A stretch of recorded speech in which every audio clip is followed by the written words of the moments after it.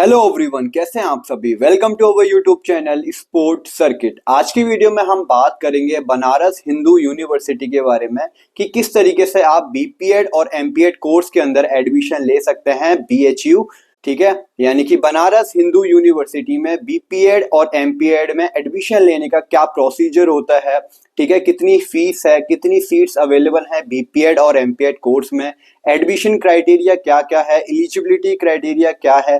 ठीक है, physical fitness test कौन सा होता है, और भी कई सारी चीजें हम आज के वीडियो में क्लियर करेंगे। तो कंप्लीट वीडियो होगा बीएचयू के रिगार्डिंग। जो भी स्टूडेंट सेशन 2026 के अंदर बीपीएड और एमपीएड कोर्स में एडमिशन लेने वाले हैं आफ्टर ग्रेजुएशन या फिर आफ्टर बीपीएड, जो भी स्टूडेंट्स एमपीएड में एडमिशन लेने वाले हैं, तो उन स्टूडेंट्स के लिए काफी इंपॉर्टेंट वीडियो होगा। तो चलिए अभी हम अपनी वीडियो को स्टार्ट करते हैं। यदि आप न्यू है तो प्लीज चैनल को सब्सक्राइब कर लीजिए फॉर मोर इन्फॉर्मेशन। तो चलिए अभी हम अपनी वीडियो को स्टार्ट करते हैं।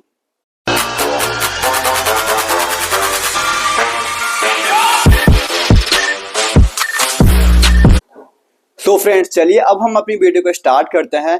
मैंने जो एडमिशन प्रोसीजर है बीएचयू का वो कुछ फेजेस में डिवाइड कर रखा है। तो फर्स्ट फेजेस में क्या होने वाला है वो सारी चीजें हम आज की वीडियो में देखेंगे और कंप्लीट एडमिशन प्रोसीजर होगा बीएचयू का बीपीएड और एमपीएड कोर्स के रिगार्डिंग। ठीक है, Banaras Hindu university 2026 BPEd after graduation जो 2 साल का कोर्स होता है, एमपीएड आफ्टर बीपीएड जो 2 साल का मास्टर डिग्री है। ठीक है, तो बनारस हिंदू यूनिवर्सिटी के अंदर किस तरीके से आपको एडमिशन लेना है बीपीएड और एमपीएड कोर्स के लिए, कौन सा एग्जाम देना है, सारी चीजें हम आज के वीडियो में क्लियर करेंगे। ठीक है, तो सबसे पहले आता है फेज 1। ठीक है, फेज 1 में क्या क्या होता है सारी चीजें हम अभी क्लियर करने वाले हैं। ठीक है, फेज 1 सबसे पहले फेज 1 स्टार्ट होगा। ठीक है, फेज 1 में आपको क्या है, एंट्रेंस एग्जाम देना होता है। कौन सा एंट्रेंस एग्जाम देना होगा, CUET पीजी का एग्जाम देना होता है। जो भी स्टूडेंट्स बीपीएड के लिए टारगेट कर रहे हैं उन स्टूडेंट्स का भी एग्जाम हो चुका है 8 मार्च को, जनरल पेपर का COQP11 जिसका पेपर कोड था। जो भी स्टूडेंट्स एमपीएड के लिए टारगेट कर रहे हैं तो उनको अभी देना है 27 मार्च को फिजिकल एजुकेशन का। तो वो सारी चीजें फेज 1 के अंदर होती हैं। ठीक है, तो वो सारी चीजें हम अभी देखेंगे। तो आपने CUET पीजी का एग्जाम देना होता है। ठीक है, जो भी स्टूडेंट्स बीपीएड के लिए टारगेट कर रहे थे, ठीक है, तो उन स्टूडेंट्स को जनरल पेपर देना था। ठीक है, जिसका पेपर कोड था COQP11। ठीक है, पेपर कोड था COQP11 जनरल पेपर। ठीक है, तो जो भी स्टूडेंट्स बीपीएड टारगेट करें तो उन्होंने ये पेपर दिया होगा 8 मार्च को। ठीक है, जो भी स्टूडेंट्स एमपीएड के लिए टारगेट कर रहे हैं, ठीक है, उनको COQP18 वाला पेपर देना होता है। ठीक है, फिजिकल एजुकेशन का आपको एग्जाम देना होगा यदि आपको एमपीएड में एडमिशन चाहिए तब। ठीक है, दोनों पेपर आपके 300 मार्क्स के होते हैं। ठीक है, दोनों पेपर आपके 300 मार्क्स के होते हैं। ठीक है, 1/4 की यहाँ पे नेगेटिव मार्किंग आपको देखने को मिलेगी। ठीक है, एग्जाम के अंदर। ठीक है, और जो टोटल क्वेश्चंस हैं वो आपको 75 क्वेश्चंस आपको ईच पेपर में देखने को मिलेंगे। ठीक है, तो टोटल 300 मार्क्स का पेपर होता है, एक क्वेश्चन 4 मार्क्स का होता है, 1/4 की नेगेटिव मार्किंग होती है, 75 क्वेश्चंस आपको देखने को मिलेंगे। ठीक है, तो ये तो हो गया कि बीपीएड के लिए कौन सा पेपर देना है और एमपीएड के लिए कौन सा पेपर देना है। ठीक है, बीएचयू कोई भी अलग से अपना एडमिशन नहीं कराता है, कोई भी अलग से एग्जाम नहीं होता है। आपको CUET एग्जाम देना पड़ेगा, CUET पीजी में एनरोल करना पड़ता है, जो कि अभी सारे प्रोसेस हो चुका है। एग्जाम भी बीपीएड वालों का भी हो चुका है। ठीक है, तो जैसे ही आप एग्जाम वगैरह दे देंगे उसके बाद आपको जो रिजल्ट वगैरह वो कब आएगा। ठीक है, क्योंकि बहुत सारे ऐसे स्टूडेंट्स हैं जिन्होंने अभी बीपीएड के लिए एग्जाम दे दिया है 8 मार्च को, और जो एमपीएड वाले हैं वो अभी देने वाले हैं। ठीक है, तो सभी स्टूडेंट्स के लिए ऑल द बेस्ट, अच्छे से अपना एग्जाम दो और अच्छा स्कोर करो। ठीक है, तो अब जो भी स्टूडेंट्स का एग्जाम हो गया उनका आगे का क्या प्रोसेस है, उनको अब आगे क्या करना है वो हम देखने वाले हैं अभी। और रिजल्ट कब तक आएगा, आंसर की कब तक आएगी, वो सारी चीजें हम अभी देखेंगे। ठीक है, तो मैं एक बार इसको रफ कर लेता हूँ। ठीक है, अभी हम फेज 1 में ही बात करेंगे सीधा। ठीक है, कि फेज 1 में और क्या क्या होता है। सबसे पहले तो आपको एग्जाम देना होता है रजिस्ट्रेशन के बाद। ठीक है, जो कि आपने अभी दे दिया ऑलरेडी। ठीक है, जैसे ही आपका एग्जाम वगैरह हो जाएगा उसके बाद जो आंसर की है, ठीक है, जो आपकी आंसर की है वो कब तक देखने को मिलेगी, ठीक है, जो आपकी आंसर की है वो आपकी मिड अप्रैल तक आपको आंसर की देखने को मिल जाएगी, ठीक है। आप अपने आंसर की के अकॉर्डिंग अपने स्कोर को कैलकुलेट कर सकते हैं कि आपका कितना जो स्कोर है वो बन रहा है, ठीक है। एक रफ स्कोर आपको अपना पता लग जाएगा, ठीक है। जो रिजल्ट है, ठीक है, जो फाइनल रिजल्ट है, ठीक है, CUT PG का, वो आपको कब देखने को मिलेगा, वो लास्ट वीक ऑफ अप्रैल, ठीक है। लास्ट वीक ऑफ अप्रैल में आपको जो रिजल्ट है फाइनल CUT PG का वो देखने को मिल जाएगा, ठीक है। तो आपको अप्रैल तक का वेट करना है फाइनल रिजल्ट के लिए CUT PG का, ठीक है। जैसे ही आपका रिजल्ट वगैरह आ जाएगा वैसे ही आपका फेज 2 स्टार्ट हो जाएगा। फेज 2 के अंदर आपको क्या करना है वो हम अभी देखेंगे। तो ये फेज 1 है, उसमें सिर्फ आपको क्या है, एंट्रेंस एग्जाम देना होता है और आपका रिजल्ट वगैरह आता है, उसका वेट करना होगा आपको अप्रैल तक, ठीक है। फिर फेज 1 का यहाँ पे हो जाता है खत्म और फेज 2 हो जाता है यहाँ पे स्टार्ट। जैसे ही आपका रिजल्ट आएगा वैसे ही आपका फेज 2 स्टार्ट हो जाएगा, ठीक है। फेज 2 के अंदर आपको क्या करना होगा, फेज 2 के अंदर जो BHU है, बनारस हिंदू यूनिवर्सिटी, वो अपना काउंसलिंग पोर्टल ओपन कर देगा, ठीक है। वहां पर आपको रजिस्ट्रेशन करना है, ठीक है। तो फेज 2 के अंदर सबसे पहले आपको क्या करना है, BHU जो काउंसलिंग पोर्टल है, ठीक है, BHU का जो काउंसलिंग पोर्टल है वो लॉन्च हो जाएगा, ठीक है, 2026 के लिए, ठीक है। और इसमें आपको रजिस्ट्रेशन करना होगा, ठीक है, PG वाले स्टूडेंट्स के लिए, क्योंकि जो BPED और MPED वो PG कोर्स में आते हैं, ठीक है, मतलब PG पोस्ट ग्रेजुएट कोर्स होते हैं ये, ठीक है। तो उसमें आपको रजिस्ट्रेशन करना होगा, ठीक है। आपको 20 से 25 दिन मिलेंगे रजिस्ट्रेशन करने के लिए, ठीक है। रजिस्ट्रेशन कब स्टार्ट हो जाएगा, तो जो आपका रजिस्ट्रेशन है BHU काउंसलिंग पोर्टल पे वो आपका मई के मंथ में स्टार्ट हो जाएगा, ठीक है। तो मई मंथ में आपका जो रजिस्ट्रेशन है स्टार्ट हो जाएगा और ये जून तक आपका रजिस्ट्रेशन होगा, ठीक है। इसकी यदि मैं फीस की बात करूं तो फीस कितनी देनी पड़ती है, तो 300 रुपये रहती है unreserved category and OBC category and EWS category students की, ठीक है। यदि मैं 150 रुपये बात करूं, 150 रुपये रहती है यहाँ पे जो SC ST and PWVD category के जो स्टूडेंट्स रहते हैं उनके लिए, ठीक है। तो इतना आपको रजिस्ट्रेशन फीस पे करना होगा BHU में काउंसलिंग पोर्टल पे रजिस्ट्रेशन करने के लिए। ये कब करना है आपको, जब आपका CUT का रिजल्ट आ जाएगा अप्रैल के बाद, जब मई के मंथ में BHU अपना काउंसलिंग पोर्टल ओपन करेगा, ठीक है। यदि आपको एडमिशन लेना है तो यहाँ पे आपको रजिस्ट्रेशन करना मैंडेटरी है, ठीक है। जैसे ही आप यहाँ पे रजिस्ट्रेशन कर देंगे, अपना फीस वगैरह पे कर देंगे, ठीक है, फिर आपको जो PFT है वो होगा सेकंड फेज के अंदर, ठीक है। जो स्टूडेंट्स यहाँ पे रजिस्ट्रेशन करेगा उसी को PFT के लिए कॉल आएगा, ठीक है। जो भी स्टूडेंट सेलेक्ट होंगे फिजिकल फिटनेस टेस्ट के लिए उनका एक लिस्ट निकलता है, ठीक है, लिस्ट जारी होगा, ठीक है। उस लिस्ट के अंदर जो भी स्टूडेंट्स का नेम रहेगा उनको फिजिकल फिटनेस टेस्ट के लिए जाना होगा। कौन सा फिजिकल फिटनेस टेस्ट होता है वो हम अभी देखने वाले हैं, ठीक है। तो यहाँ पे फेज 2 के अंदर जैसे आप अपना रजिस्ट्रेशन वगैरह सारी चीज कर लेंगे, फिर एक मंथ के बाद आपका फिजिकल फिटनेस टेस्ट होगा, एक लिस्ट आएगी जिसमें आप लोगों का नेम होगा। तो सेकंड फेज के अंदर आपको PFT देना है, ठीक है, फिजिकल फिटनेस टेस्ट, जो कि यहाँ पे होता है हाफर टेस्ट, ठीक है। यहाँ पे होता है आपका मॉडिफाई हाफर यूथ फिटनेस टेस्ट, ठीक है। यहाँ पे कैनेडियन टेस्ट नहीं होता है, तो ये चीज आप ध्यान में रखिएगा। मॉडिफाई हाफर टेस्ट आपको यहाँ पे देखने को मिलेगा, ठीक है, जो कि 300 मार्क्स का टेस्ट होगा, ठीक है, 300 मार्क्स का टेस्ट होगा। टोटल इसके अंदर आपको 6 इवेंट देखने को मिलेंगे, या फिर आप बोल सकते हैं 6 टेस्ट आपको देखने को मिलेंगे जो आपको परफॉर्म करने होंगे, और ईच टेस्ट यहाँ पे 50 मार्क्स का होगा, ठीक है। ईच टेस्ट आपका 50 मार्क्स का होगा यहाँ पे, ठीक है। और टोटल 6 इवेंट या 6 टेस्ट आपको देखने को मिलेंगे। 600 मार्क्स का आपका फिजिकल फिटनेस टेस्ट होगा, ठीक है। कौन कौन से 6 टेस्ट हैं वो हम यहाँ पे देख लेते हैं। सबसे पहले होगा आपका 50 यार्ड डैश, ठीक है, मतलब 50 मीटर की ऑलमोस्ट स्प्रिंट।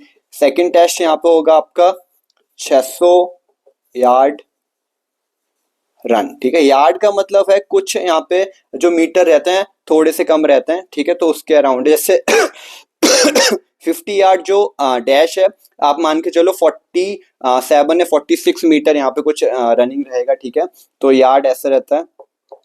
ठीक है। फिर थर्ड आपका जो टेस्ट है वो होगा आपका 4x10 मीटर शटल रन, ठीक है। 4x10 मीटर की शटल रन होगी, ठीक है। ये 3 टेस्ट होने के बाद फिर चौथा टेस्ट होगा आपका यहाँ पे मेडिशन बॉल थ्रो, ठीक है। मेडिशन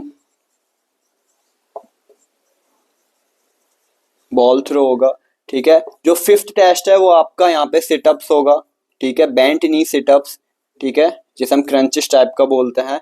एंड सिक्स्थ नंबर पे होगा आपका लास्ट में यहाँ पे स्टैंडिंग ब्रॉड जंप, ठीक है। Standing broad jump.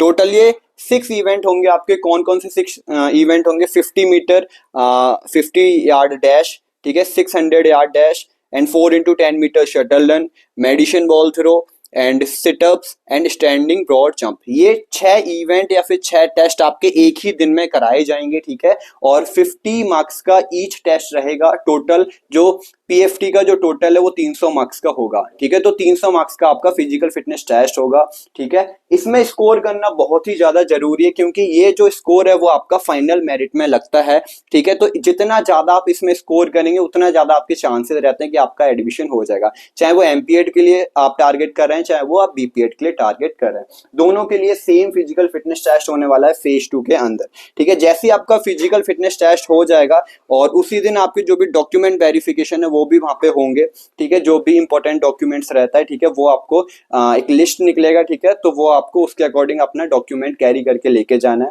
वहां पे डॉक्यूमेंट वेरिफिकेशन होंगे और जो भी स्पोर्ट्स सर्टिफिकेट है वो जब आप बीएचयू का काउंसलिंग पोर्टल में जब अप्लाई करेंगे फेज 2 के अंदर तो वहां पे स्पोर्ट्स सर्टिफिकेट अपलोड करने के लिए मांगेगा। यदि आपके पास स्पोर्ट्स सर्टिफिकेट है तब ठीक है, आप वहां पे अपलोड कर दीजिए। यदि आपके पास स्पोर्ट्स सर्टिफिकेट नहीं है तो आप एक ब्लैंक पेपर लेंगे, उस पर लिखेंगे I have no any sports certificate और उसको अपलोड कर देंगे, ठीक है। तो इस तरीके से आपका स्पोर्ट्स सर्टिफिकेट का रहता है। अब मैं बात करूंगा कि स्पोर्ट्स सर्टिफिकेट होना जरूरी है या फिर नहीं, ठीक है। क्योंकि बहुत सारे स्टूडेंट्स के पास स्पोर्ट्स सर्टिफिकेट नहीं होता है तो वो बोलते हैं कि मैं बीपीएड में एडमिशन ले सकता हूँ या फिर नहीं ले सकता हूँ, ठीक है। स्पोर्ट्स सर्टिफिकेट होना जरूरी है या फिर नहीं, तो वो सारी चीजें हम जो भी डाउट है, जो भी मिथ है, वो सारी चीजें अभी हम क्लियर कर लेते हैं, ठीक है।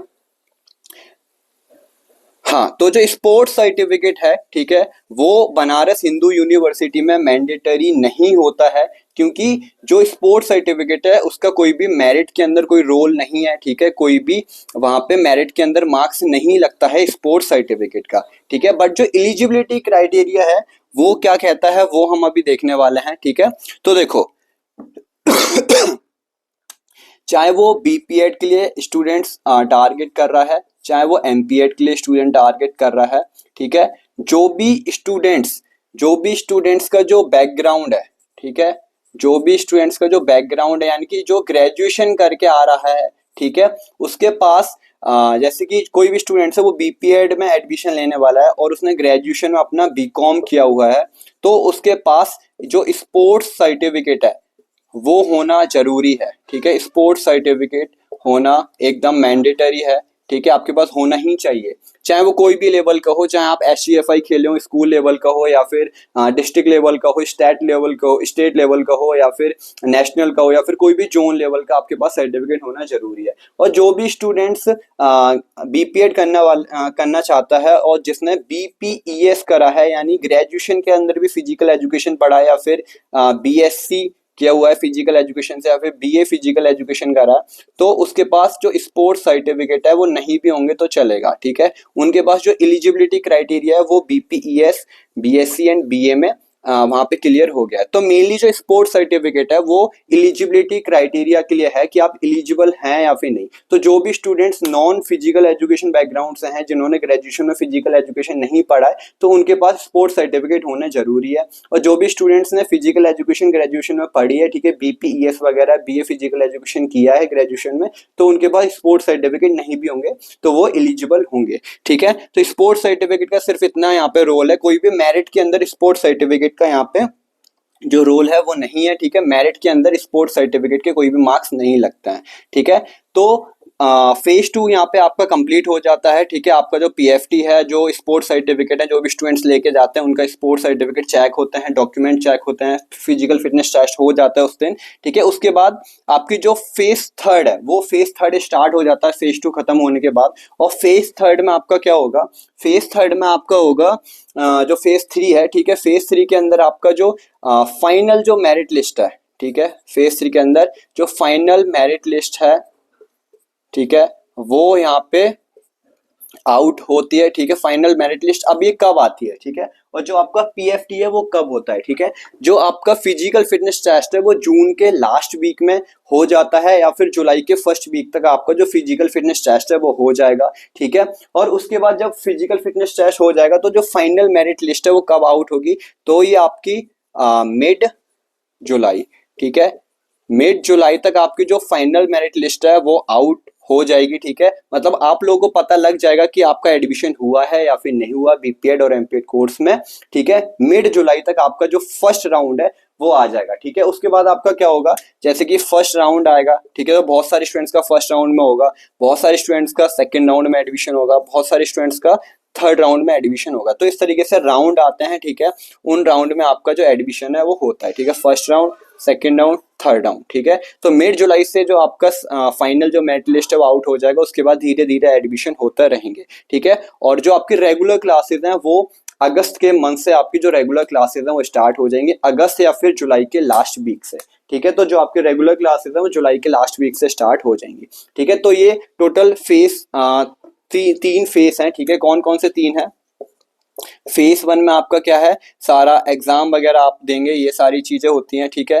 फेज 2 के अंदर आपको क्या करना होता है, फेज 2 के अंदर आपको काउंसलिंग पोर्टल जो रहता है वहां पे अप्लाई करना रहता है, वो सारी चीजें, और आपका पीएफटी वगैरह होता है फेज 2 के अंदर। फेज 3 के अंदर क्या होता है, आपका फाइनल मेरिट लिस्ट कैलकुलेट होती है, ठीक है, और मेरिट लिस्ट आउट होते हैं, यहाँ पे आपका फाइनल जो सिलेक्शन होता है वो, ठीक है। और फेज 3 के अंदर जैसे ही आपका फाइनल जो सिलेक्शन है वो हो जाएगा, उसके बाद आपको डॉक्यूमेंट वेरिफिकेशन के लिए फाइनली बुलाया जाएगा और फीस सबमिट करने के लिए। तो आपको डॉक्यूमेंट वेरिफिकेशन के लिए जो भी डॉक्यूमेंट लेके वो बुलाएंगे, जो भी लिस्ट निकलेगी, वो सारे डॉक्यूमेंट्स आपको ओरिजिनल प्लस फोटो कॉपीज वगैरह साथ में अपनी जेरोक्स वगैरह लेके जानी है और सारे वहां पे वेरीफाई कराना है, और फाइनली आपका जो रेगुलर क्लासेस है वो स्टार्ट हो जाएगा। तो इस तरीके से ये फेज 3 मतलब टोटल 3 फेज रहते हैं, जिसमें आपका बीएचयू का पूरा जो एडमिशन प्रोसीजर है, एडमिशन जो एक प्रोसेस है पूरा, वो सारी चीजें होती हैं फेज 1, फेज 2 और फेज 3, ठीक है।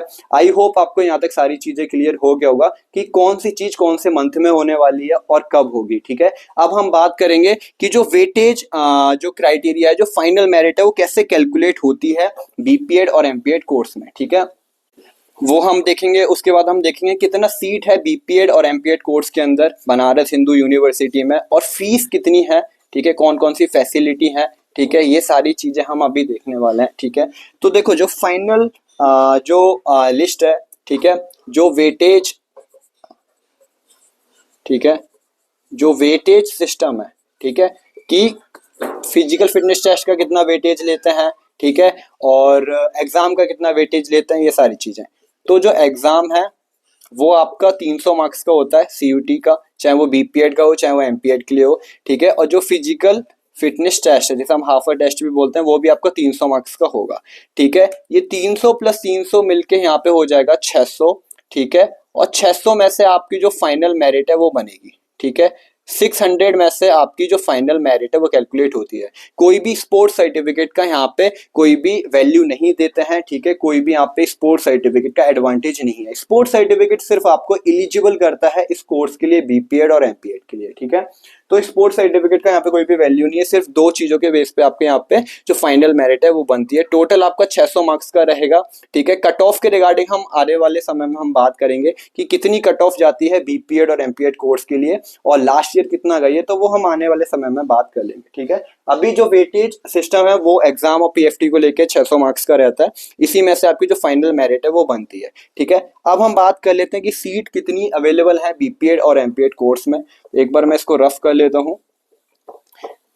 देखो जो सीट है वो general category, OBC, EWS, SC, ST, PWBD हर एक कैटेगरी में डिवाइड कर रखी है, ठीक है। बट जो भी चाहे वो फीमेल हो चाहे वो मेल हो, ठीक है, जो भी स्टूडेंट्स ज़्यादा मार्क्स लेके आएगा, अच्छी मेरिट बनेगी, उसका एडमिशन यहाँ पे होगा। कोई भी गर्ल्स के लिए यहाँ पे रिजर्वेशन नहीं है कि स्पेसिफिक कोई गर्ल्स के लिए इतनी सीट यहाँ पे रिजर्व कर रखी है या फिर बॉयज़ के लिए इतनी सीट रिजर्व कर रखी है, ठीक है।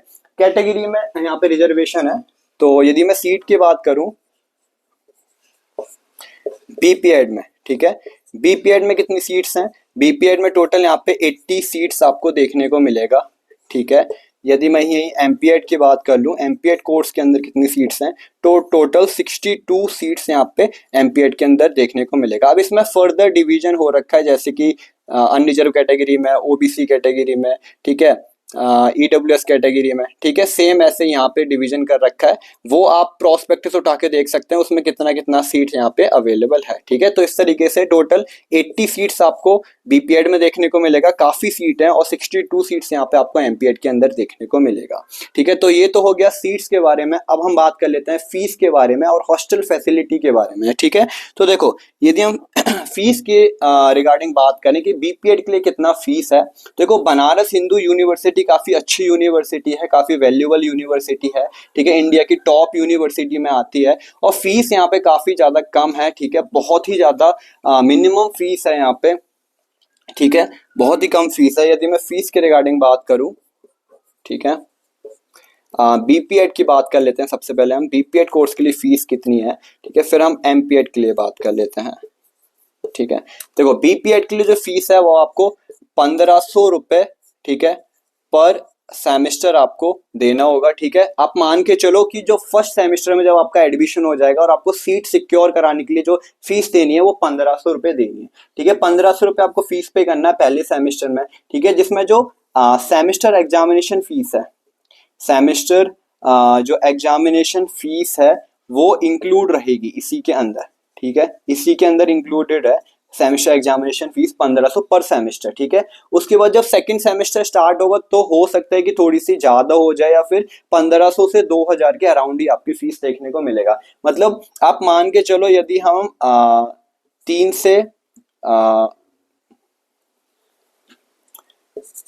से 4 हजार पर ईयर का आपका जो फीस है वो देखने को मिलेगा बीपीएड कोर्स के अंदर, ठीक है। इसमें सेमेस्टर एग्जामिनेशन फीस भी यहाँ पे इंक्लूड रहेगी, ठीक है, सेमेस्टर एग्जामिनेशन फीस यहाँ पे इंक्लूड रहेगी, ठीक है। यदि मैं एमपीएड की बात करूँ तो 2000 के अराउंड पर सेमेस्टर यहाँ पे एमपीएड की देखने को मिलेगी, और इसी के अंदर जो सेमेस्टर एग्जामिनेशन जो फीस है वो इंक्लूड रहेगी, ठीक है। अब आप बोलेंगे इतनी कम फीस है, हाँ इतनी ही कम फीस है बीपीएड और एमपीएड कोर्स की, काफ़ी कम फीस है बनारस हिंदू यूनिवर्सिटी के अंदर। और एक और फीस जाती है यहाँ पे, वो जब आपका एडमिशन होगा, चाहे वो बीपीएड वाले स्टूडेंट्स हो चाहे वो एमपीएड वाले स्टूडेंट्स हो, उनको 17,500 रुपये पे करना होगा, ठीक है। 17,500 रुपये किस चीज़ के हैं? आपको इसमें स्पोर्ट्स किट रहेगा, ठीक है, ये आपको वन टाइम पे करना रहता है सिर्फ, ठीक है, 2 साल में एक ही बार पे करना है। आपका स्पोर्ट्स किट रहेगा, इसके अंदर सारी चीज़ें, आपका ब्लेजर, आपका ट्रैक सूट, आपके शूज़ वगैरह एंड टी शर्ट्स, शॉर्ट्स वगैरह, जिम बैग, बहुत सारी चीज़ आपको इस किट के अंदर देखने को मिलेगा, ठीक है। तो स्पोर्ट्स किट इसमें इंक्लूड रहेगा, और आपका एक इसमें टूर रहता है, ठीक है, वो कहीं का भी हो सकता है, ठीक है, 1 वीक का आपका इसमें टूर भी इंक्लूड रहेगा, ठीक है। तो 1 वीक आपको टूर मिलेगा इस 17,500 के अंदर, जो कि जब एडमिशन हो जाएगा उसके बाद होता है, एंड स्पोर्ट्स किट इसमें इंक्लूड रहेगी। आपको वन टाइम देना है, चाहे वो बीपीएड वाला स्टूडेंट्स हो चाहे वो एमपीएड वाला स्टूडेंट्स हो, तो ये सभी को पे करना रहता है, ठीक है। तो ये है कुछ फीस वगैरह, ठीक है, जो आपको पे करना है आफ्टर एडमिशन, जब भी आपका बीपीएड और एमपीएड में एडमिशन हो जाएगा, ठीक है। अब हम बात करते हैं कि जो हॉस्टल फैसिलिटी है वो कैसे आप ले सकते हैं, ठीक है, हॉस्टल की फीस कितनी है और हॉस्टल कैसे मिलता है, क्योंकि जो हॉस्टल है वो सभी स्टूडेंट्स के लिए नहीं मिलता है, ठीक है। जो भी स्टूडेंट्स अच्छा स्कोर करते हैं मेरिट में, जो रैंक जिनकी आती हैं, ठीक है, जो टॉप करते हैं उन स्टूडेंट्स को मिलता है, और जो बहुत ही ज़्यादा दूर से बिलोंग करते हैं, ठीक है, जिनका घर काफ़ी दूर होता है बनारस से, उन स्टूडेंट्स को जो हॉस्टल है मिलता है। तो सभी स्टूडेंट्स के लिए हॉस्टल है वो नहीं मिलता है, ठीक है। तो देखो, जो हॉस्टल फीस है वो कितनी है, ठीक है, देखो 4700 रुपीज़ पर सेमिस्टर, मतलब सॉरी पर सेमिस्टर नहीं बोलेंगे हम, ठीक है, यहाँ पे 4700 फर्स्ट सेमेस्टर में आपको पे करना होगा यदि आपको हॉस्टल मिलता है तो, ठीक है। बाकी के जो अदर सेमेस्टर हैं जैसे कि सेकंड थर्ड फोर्थ सेमेस्टर में, ठीक है, अदर सेम में आपको यहाँ पे 2700 पर सेम पे करना होगा, ठीक है। तो इतना फीस रहता है हॉस्टल का। यहाँ पे फूड वगैरह इंक्लूड नहीं है, ठीक है। तो फूड के लिए आपको वो अलग से रहता है, जब आपको हॉस्टल मिलेगा तब पता लग जाएगा। बाकी 4700 आपको पर फर्स्ट सेमेस्टर में पे करना होगा। उसके बाद आपको सेकंड थर्ड फोर्थ सेमेस्टर में आपको 2700 रुपये पर सेमेस्टर पे करना होगा। तो ये आपके रूम का है, ठीक है। हॉस्टल जब आपको मिलेगा तब आपको इतना पे करना होगा। अब हॉस्टल जो मिलने का जो क्राइटेरिया है वो क्या है, ठीक है। हॉस्टल देखो, जो हॉस्टल का जो मेरिट बनता है कि आपको हॉस्टल कैसे मिलता है, ठीक है। हॉस्टल का मेरिट यहाँ दो चीजों के बेसिस पे मिलता है, ठीक है। कौन कौन सी दो चीजें हैं? पहली है आपका डिस्टेंस, ठीक है, कि आप कहाँ से बिलोंग करते हैं, ठीक है। डिस्टेंस कि बनारस से आपका घर का डिस्टेंस कितना है, तो 80% उसका लेते हैं। प्लस यहाँ पे 20% आपका लेते हैं जो आपका एग्जाम है, जो आपकी मेरिट बनती है, ठीक है, उसका यहाँ पे 20% लेते हैं, जो आपकी मेरिट बनी है उसका, ठीक है।